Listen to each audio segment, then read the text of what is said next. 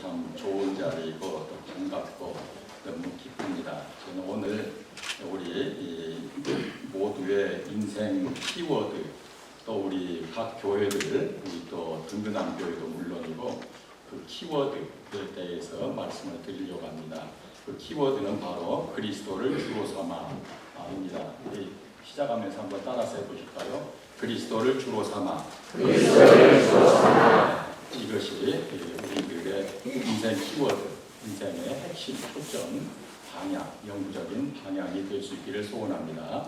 또 우리 든든한 교회, 이 그리스도를 주로 삼아 이것이 키워드가 되어가지고 그리스도를 주로 삼았기 때문에 뭐든지 함께 할 수 있다. 뭐든지 함께 무슨 일이든지 해낼 수 있다 하는 그런 자신감, 그런 주님으로부터의 그 응원을 받으실 수 있는 이 교회 될 수 있기를 간절히 소원합니다.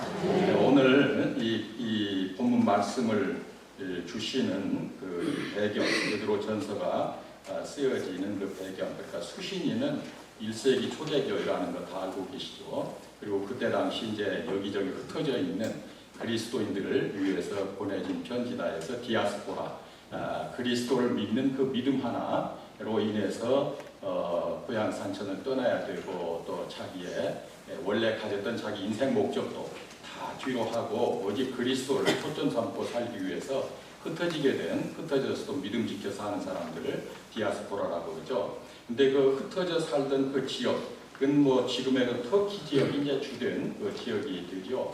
갑바도기아, 또 거기 이 비두니아라는 지역, 또 이 갈라디아, 온도, 아시아라고 불리우던 이런 지역입니다. 이런 지역, 참 지금 이제 그래서 성지순례도 갔을 때 이런 지역들을 많이 탐방하고 상당히 인기 지역으로 되어 있지만은 1세기 때 우리 성도들이 흩어져 살 당시에는요, 정말 이 목숨을 우선 지켜서 참 나를 구원하시고 나를 내 인생을 지도하시고 인도하시는 주님 따라서 살겠다 하는 그 믿음의 소원 하나 가지고 흩어져서 살면서 거기는 그 석회암이 참 많습니다. 저도 가봤는데요.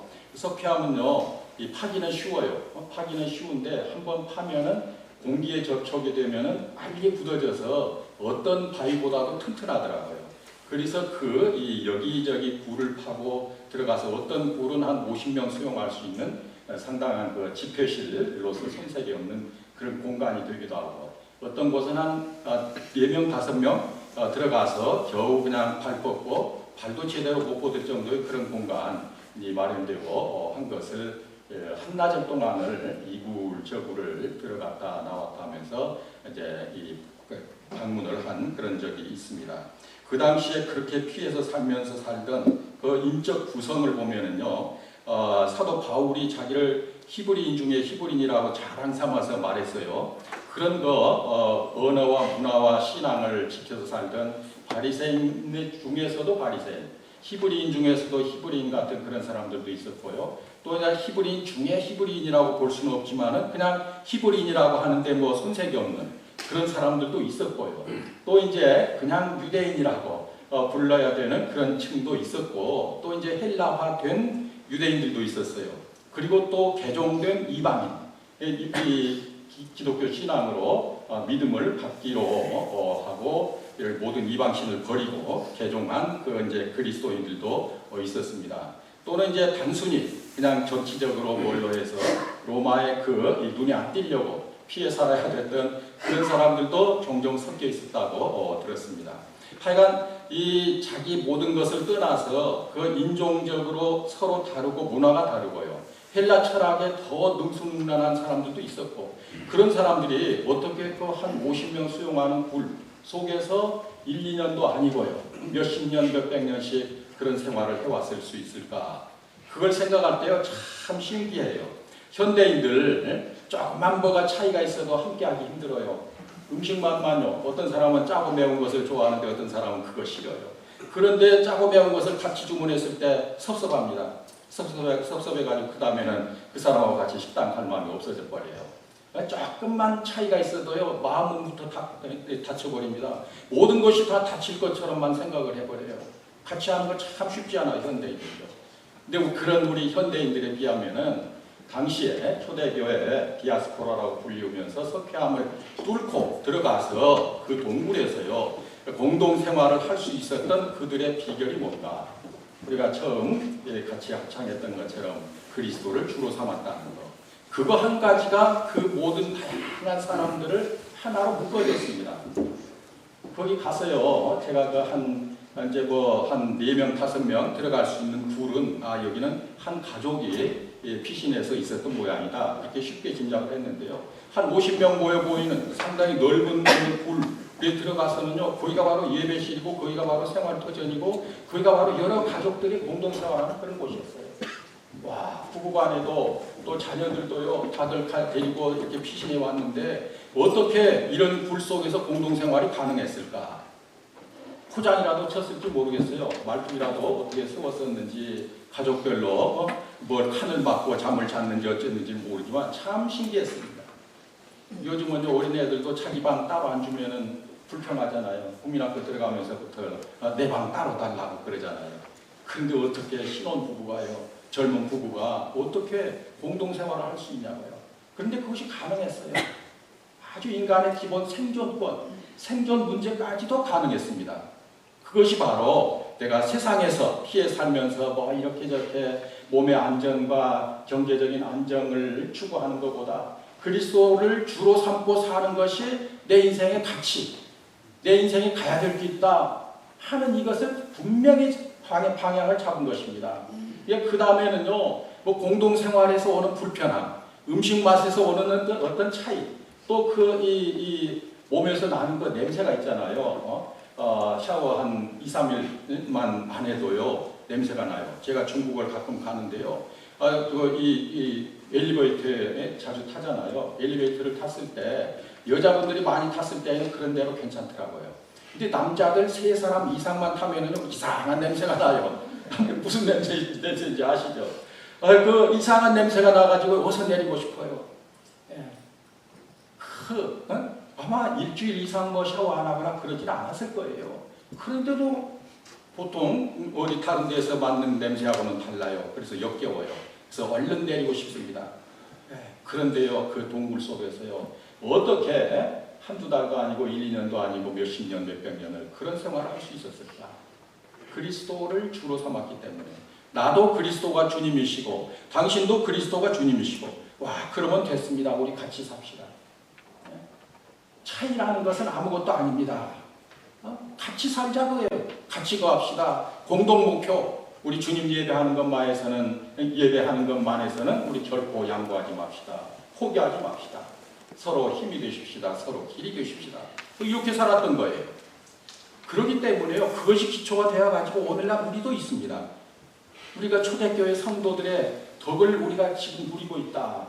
그렇게 보셔야 됩니다.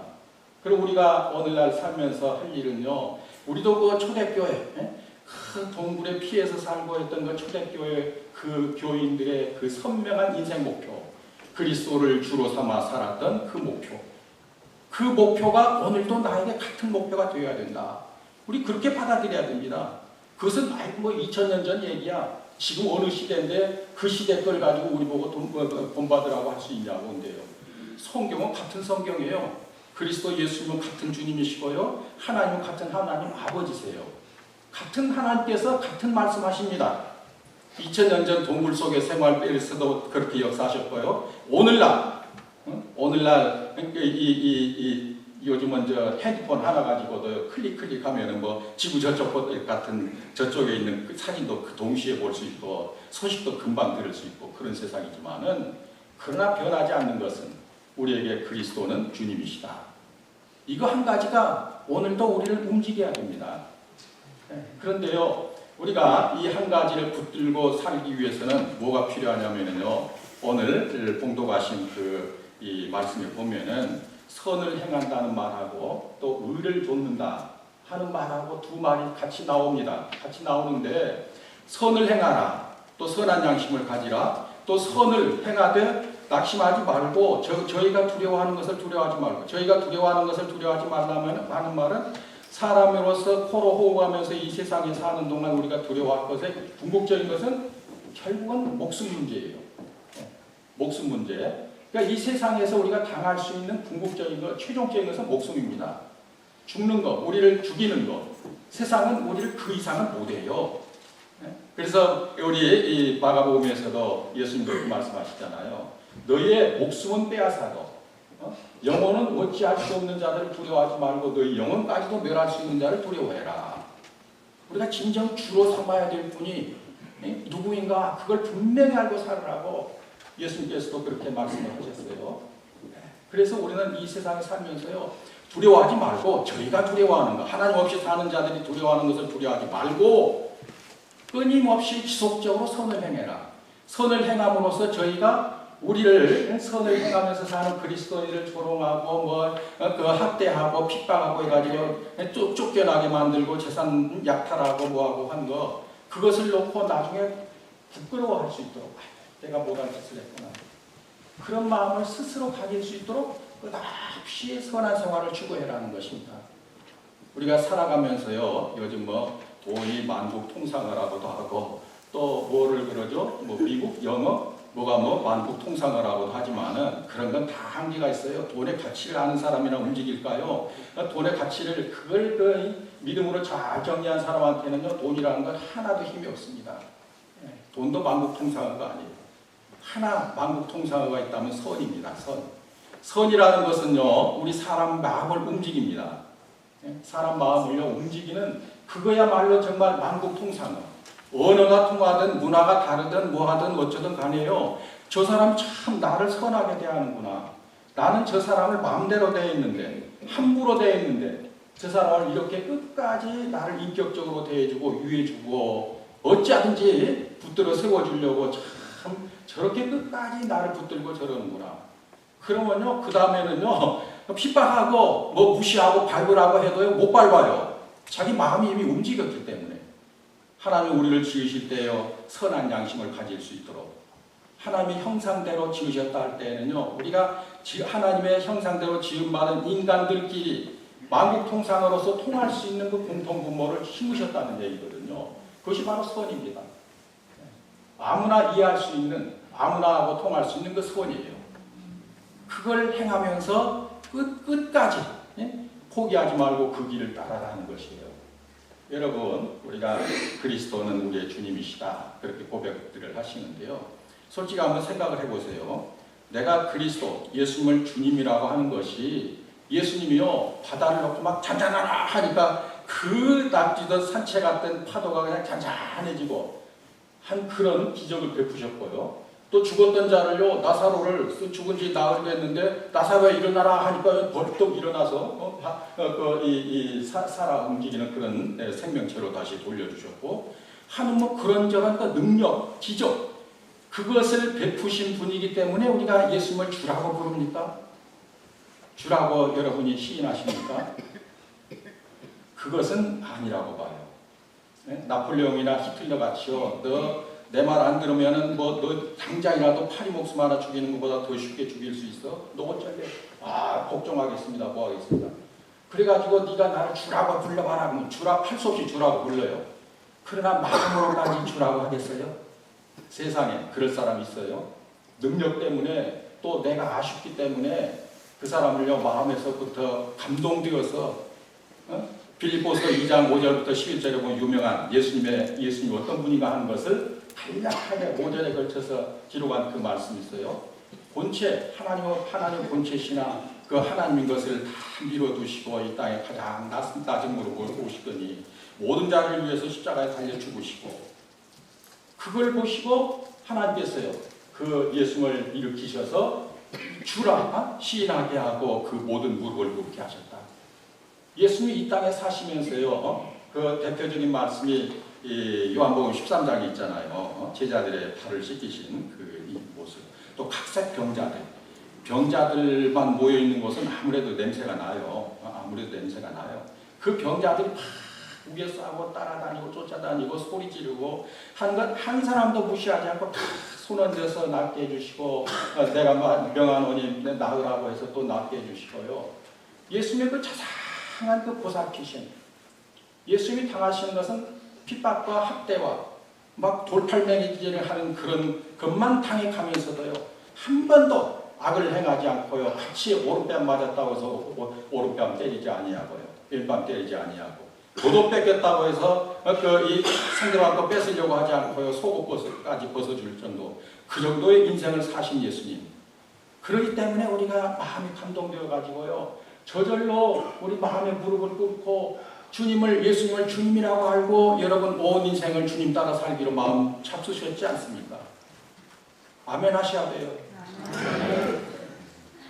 그것이 우리 마음을 감동하셨어요. 예수님의 능력이 아닙니다. 물론 예수님의 능력은요. 예수님이 바로 하나님이시구나. 하나님이 하시는 모든 일을 함께 하시는 분이구나 하는 것을 입체적으로 객관적으로 보여주는 아주 좋은 증거이기는 해요. 그러나 그 요소, 그 측면만 가지고는 사람들의 마음 못 움직입니다. 사람들의 마음 못 움직여요. 근데 예수님이 그 길을 가셨기 때문에요.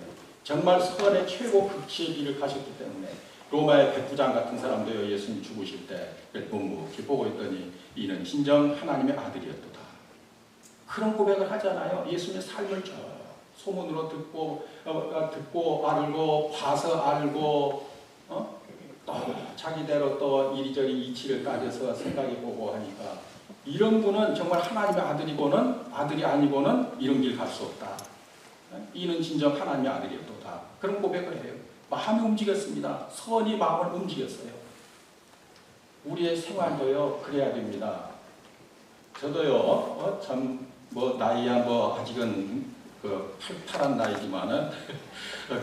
나이지만은 좀 경험이 있어요. 저보다 나이 한참 젊으신 분들보다는 아마 조금 더 경험이 있을지도 모르겠습니다.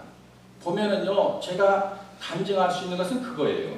힘으로는 안 된다. 말로는 안 된다. 삶으로, 내 마음으로 해야 된다. 마음으로 예수님 닮아가는 그 길이 아니면은 사람 마음 못 움직인다. 어떤 말도 호소리가 없다.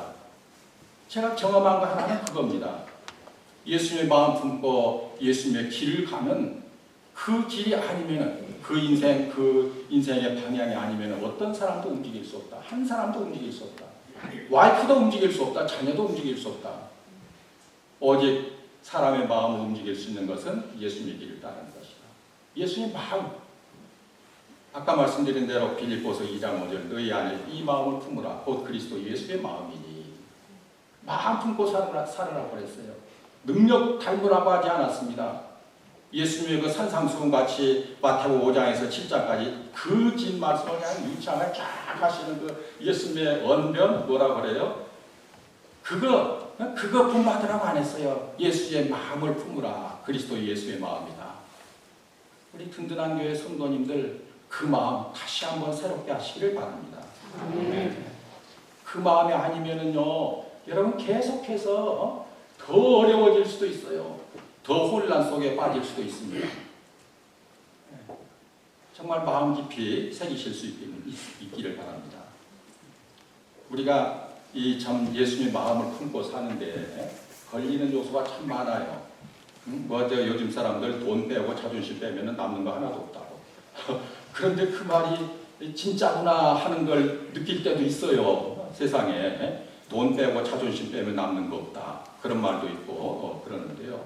우리를 예수를 주라고 시인하고 따라 사는데 방해하는 그런 요소들이 참 많아요.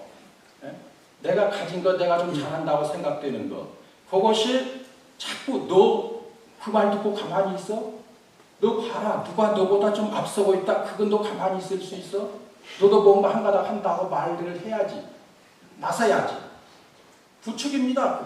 그게 바로 사탄의 부추김이에요. 우리는 그리스도를 주라고 시인하는 그 인생을 사는 데 있어서 걸리는 요소. 그건요. 가차없이 잘라낼 수 있어야 돼요. 그걸 잘라내지 못하면은요. 계속 혼란에 혼란. 과수원 운영하시는 분들한테요. 과수원을 이렇게 탐스러운 열매를 잘 맺고 이렇게 성공적으로 운영하실 수 있는 비결이 뭡니까? 제가 그 말 물을 때에는 걸음을 잘 주는 겁니다. 그런 말을 하실 줄 알았어요. 그 말을 그 말이 나오겠지 짐작하면서 그냥 물어봤어요. 그랬더니 이분이요 말씀을 하시는데 가지치기를 잘하는 것입니다 그러더라고요. 가지치기를 잘하는 것이 과수원을 생산적인 과수원으로 또 좋은 좋은 그런 과일을 추수할 수 있는 그런 비결입니다. 가지치기라고 하시더라고요. 바로 이거구나. 우리 인생도요 참 많이 배우고 뭐 갖추는 것도 중요하지만 가지치기가 앞서야 되더라고요. 가지치기가 앞서요. 국민학교만 나왔다고 해서 예수님 못 믿는 거 아니에요. 또는 뭐 박사학위를 몇 개씩 가졌다고 해서 예수님을 더 잘 믿는 것도 아닙니다. 문제는 가지치기를 잘해가지고요. 그리스도를 주라 믿고 사는데 주라 시인하고 살아가는 그 인생길을 막는 그런 요소를 가차없이 제거해버리는 거. 그런 길을 가는 사람이 한 길 가는 인생을 살 수가 있고요. 그런 길을 가는 사람이 바로 인생의 열매를 맺게 됩니다. 한 가지 좀 재미있는 얘기가 있는데요. 그 얘기하고 오늘 순서가 맡으신 분들이 많으니까 바치려고 합니다. 한 아가씨가요, 참 예쁘다는 말을 자주 들으면서 10대 후반기를 지나고 20대 중반을 맞았어요. 그래서 항상 나올 때는 제일 신경 쓴 게 화장이었습니다. 옷을 뭘 입을까, 또 헤어스타일을 어떻게 할까. 1시간씩 뭐 2시간씩 그렇게 해가지고 보고 또 보고 또 믿고 또 바르고 뭐 지우고 그렇게 하고 나왔어요. 근데 그렇게 하다 보니까 그게 재미가 없어지는 거예요. 밖으로 보고 사람들이 예쁘다 그런 말 듣는 것도 한두 번이지 계속 들으니까요. 그것도 별로예요. 그것이 다가 아닌 것 같아요. 이것이 다가 아니지 하는 생각이 자꾸 들어오는 겁니다. 그래서 이제 교회를 갔어요. 교회를 갔는데요. 오늘 참 성가대 찬양 참 아주 힘있게 은혜롭게 잘하셨는데요. 이런 찬양을 들으면서 마음이 뭉클해지는 겁니다. 가슴이요 뭉클하니 뭔가 감동이 생겨요. 눈물이 날 것 같았습니다. 그래서 참았어요. 그리고 또 그 다음에 목사님 설교를 듣는 중에 또 가슴이 뭉클해져요. 또 막 눈물이 쏟아질 것 같아요. 근데 눈물을 못 흘렸습니다. 악착같이 어금니를 깨물고 눈물을 못 흘렸어요. 안 흘렸어요. 그것은 그 예쁘게 화장하고 나온 얼굴에 눈물이 흘러서 이걸 닦는다고 닦겠지만 눈 주변이 좀 이상하게 보일 것 같아서 화장한 얼굴이 지워질까 봐서요. 감동되어서 눈물을 흘리고 싶었는데 눈물을 흘리지 못하고 그 교회를 나왔어요. 나와서 그날 밤에 방에 앉아서 가만히 생각해 보니까 내 인생이 이렇게 천박했는가? 내 인생이 이렇게 정말 이 천박하게 얍직한 그런 인생길을 걸어왔는가? 그 얼굴 하나 사람들한테 예쁘다는 말 듣는 걸 좋아하고 또 누가 보든지 나는 예쁘다 하고 자신감 가질 수 있는 그 얼굴 모양, 외모 그거에 매여서 사는 것이 내 인생이었던가. 참 내 인생 측은하다, 불쌍하다, 초라하다 그런 생각이 들어오는 겁니다. 그래서 그 다음부터는 교회 나가면서요 화장을 조금만 했어요. 예의롭게 이제 대충 하면서 울어도 괜찮도록 눈물을 흘리면서 손수건으로 닦아도 별로 흔적이 남지 않도록 화장을 그냥 옅게 하고 교회를 다녔습니다. 그래가지고 내가 인생을 예수님을 주라 모시고 사는 것이 내 인생을 참 인생답게 하는 유일한 길이구나 하는 것으로 생각이 모아졌어요. 그러니까 그냥 세상이 얼마나 넓게 보이고 깊게 보이는지요. 그때부터 내가 이래서 사는 거구나. 이래서 내 인생이 이 땅에 존재하는 거구나. 그때부터 이제 부모님도 소중해져요. 나를 낳아서 이 귀한 세상 살게 해주신 부모님 얼마나 소중한가. 저희는 늙어가는 부모님 볼 때 아주 그냥 사람이 저렇게 초라하게 살아갈 필요가 있을까. 심지어 자기 부모들 놓고도요 자기가 예쁘니까 건강하니까 그런 생각을 했어요. 그런데 인생은 예수님을 주로 모시고 사는 것이구나. 그것이 인생의 가치고 인생의 목적이구나 하는 것을 새롭게 하고 나서부터는 부모님이 소중해지고요. 나를 이렇게 예쁘게 키워주시고 나에게 한 인생을 선물로 주신 그런 또 하나님이 참 감사하고요. 그래서 이분이요 그렇게 그 믿음 가지고 살아서 사모님이 되어요. 그 목사님이 저한테 간증을 하더라고요. 자기는 그 목사 생활하면서 자기 와이프를 사모님을 스승으로 모시고 산다고 그래요. 그래서 무슨 말입니까? 대충은 이해하지만 무슨 말입니까? 하고 물어봤더니 내 와이프를 보면은 그리스도를 주로 모시고 사는 사람의 삶이 보인대요. 마음 자세가 보인대요. 가까이에서 같이 사는 와이프를 보면서 그리스도를 주로 모시고 사는 사람은 이렇게 사는구나. 마음을 이렇게 다스리고 이렇게 가꾸는구나 하는 것을 와이프에서 배우니까 쉽대요. 부담 없이 편하게 배운다고. 와이프가 내 스승입니다. 인생의 목자입니다. 목사의 목자입니다. 그런 말을 하더라고요. 우리가 그리스도를 주로 모시고 사는 것은요, 인생일 때 가장 기적이고요, 가장 큰 선물입니다. 우리는 가장 큰 선물을 받고 살아가고 있는 거예요. 가장 소중한 인생의 방향을 제시받고 살아가는 저와 여러분인 줄 믿으시기를 바랍니다. 그래서 그 그리스도를 주로 삼아 초대교회 그 말할 수 없는 여건 속에서요, 그 하나가 그리스도가 나의 주님이다. 당신의 주님이니까 당신도 여기 왔습니다. 너무 소중합니다. 먼저 쓰십시오. 그 로마 군들한테나 그 핍박하는 유대인들한테, 이방인들한테 들킬까 봐서 불 밖으로 나오는 것도 아주 조심해서 나와야 되고요. 나와서 저 물 떠다가 이제 뭐 세수하는데 먼저 하십시오. 먼저 하십시오. 그렇게 살아가면서 그 공동체가 정말 이 시대에 지금 우리까지도 덕을 보도록 전 세계를 복음화시키는 그런 온상이 되었다는 것, 이걸 생각하시면서요, 여러분 정말 이 시간을 기해서 또 한 번 그리스도가 나의 주님이시다, 그리스도를 주로 삼아 인생을 승리하시는 여러분 되시기를 주의 이름으로 축원합니다.